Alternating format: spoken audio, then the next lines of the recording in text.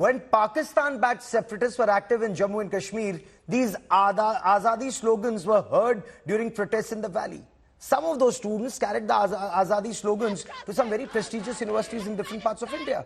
And now, this Azadi chant has traveled across 7 seas to the United States of America. We bring you this viral Azadi slogan clip from the Columbia University.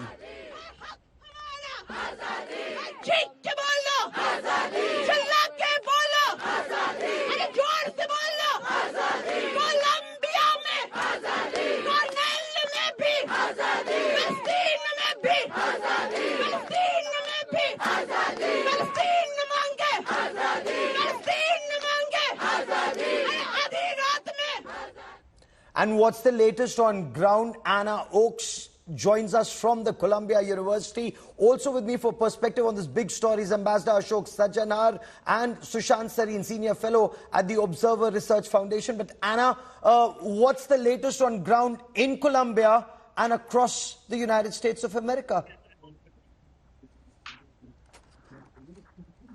For me? Hi, thank you for speaking with me.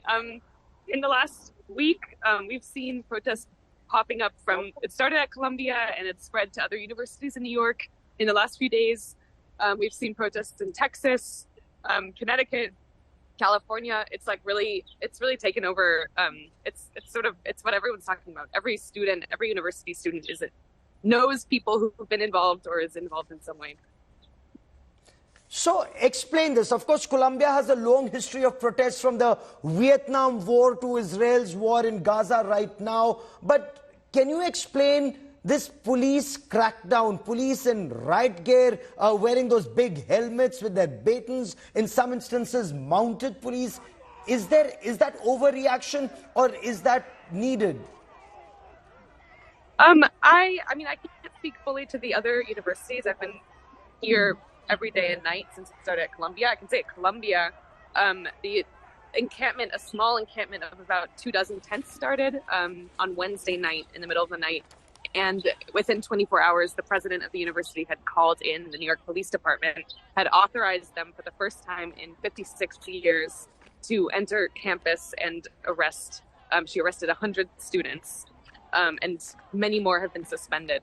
I think that it's, as a journalist, I can't say much of my opinion, but I can say that I've seen no violence or threats to students on the campus itself that would warrant a police action like we saw last week. And you see in Texas, So violent police action, has that broken the morale of the students? Students have been suspended, students have been detained, they've been jailed. Has that broken the morale of students? It's really amazing to see it has actually done the complete opposite. Can you show us around you? Can you show us around you, please? Let's take up full screen. Can you show us around the protests, please? Yeah, so people are very careful about having their faces public because there's been a lot of doxing where their identities have been shared and their family members have been threatened, scared of being suspended by the university. So I don't want to get too close to people, but you can see it's about 2 or 3 dozen tents out here, and a group of graduate students have just started their own walkout further down. It's right in the middle of campus. That is the Central Library. This is the old library, and this is where commencement is going to start in a couple weeks. So the university is really trying. We have there are bleachers up here that are, I don't know if you can see that.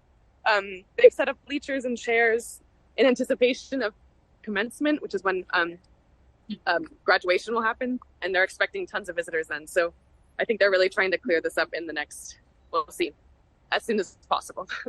Okay. Anna, stay with me for a moment. Let me quickly bring in Sushant Sareen and Ambassador Ashok Sajjanhar into this conversation. Sushant Sareen, what do you make of these Azadi slogans on US campus? Students have a right to protest, but is the US overreacting, sending in riot police and mounted police to crack down on a handful of students? Gaurav, more than a decade back, there was a Hollywood film called The Peacemaker, in which there's one dialogue which has always, stuck in my head, and especially more so after I see what's been happening in U.S. campuses. George Clooney, looks at this terrorist from Pakistan and he says, who's educated in Harvard, and he says, obviously, half the world's terrorists have been educated by the United States. And quite clearly, it seems that the other half is also going to be, taught in US universities. Because the kind of blood-curdling anti-Semitism that we've seen, we've heard, we've seen on social media is kind of scary, because you think that today the Jews, they are on the firing line. Increasingly, we are seeing Hindu students being troubled in American universities. And the faculties of these universities seem to be okay with it.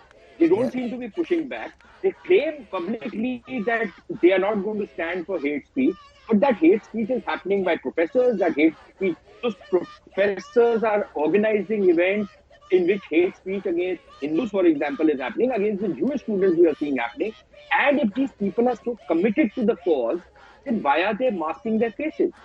Anna, would you quickly want to respond to what you stand for? Anna, would you quickly want to respond to that? I have to push back on that. I mean, the reports that are coming out of anti-Semitism on campus are vastly, vastly overblown. I'm a Jewish student. I have never once felt unsafe on campus. There are Jews inside who have had, we've been celebrating Passover all week. What you're seeing on the outside is a gross exaggeration. I've talked to countless Jewish students on campus who feel safe.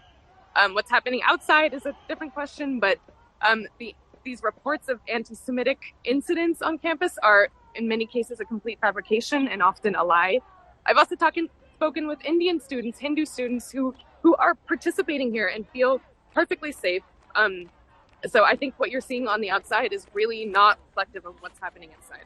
Fair enough. Of course, Government of India has also reacted and responded to what's happening in the United States of America.